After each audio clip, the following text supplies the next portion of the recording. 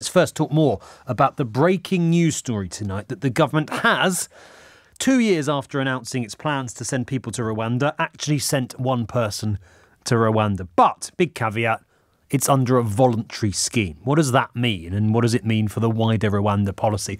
Let's try to find out. Jacqueline McKenzie is head of Immigration and Asylum Law at Leigh Solicitors, who represented a refugee on the Rwanda flight. Jacqueline, great to have you on the programme. Thank you for coming on.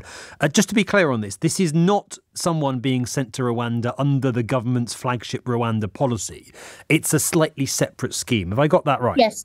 No, that's almost certain to be the case, that this is not a removal as a result of the Rwanda Safety, Immigration and Asylum Act. And in fact, a couple hours ago, a government spokesperson gave a quote to The Guardian, and it said, "Now that the Safety of Rwanda Act has passed and our treaty with Rwanda ratified, government is entering the final phase of operationalizing this landmark policy to tackle illegal migration." So that means they've not started yet. And what has happened here is there is various schemes for voluntary removal, and they've been around for decades.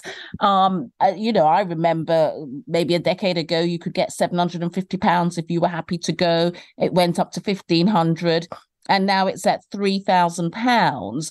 And what we also know is that in the past few weeks, many people who either haven't had a decision on their asylum claim or had a refusal on an asylum claim were being telephoned by an organisation who said they were working for the Home Office and being offered these voluntary packages of up to £3,000. So we're almost certain that's what's happened here.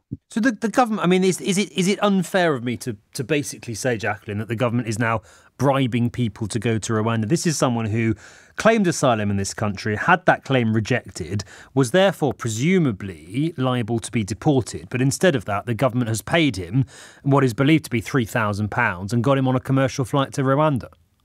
That's exactly what's happening. And, that's bonkers. I mean, it is. And some of the NGOs who've been in touch with people who've had these telephone calls have said that a number of their clients have been very vulnerable people with mental health issues, and some of them with serious disabilities. And one person thought he could have the £3,000, go and return, remigrate to Europe, possibly to the UK. So hold on, he banks the £3,000, goes to Rwanda, and then start coming to Europe again, and possibly back to the UK. Well, absolutely. So there possibly will be That's some insane. people thinking that they can do that, but some people won't understand that they can't do that. How did we get into a situation where the government is giving £3,000 of taxpayers' money to failed asylum seekers to get them to go where they want to go? Well, they're not even just giving £3,000 to failed asylum seekers. They're giving £3,000 to people who are in the backlog. So these are people who may well have gotten asylum.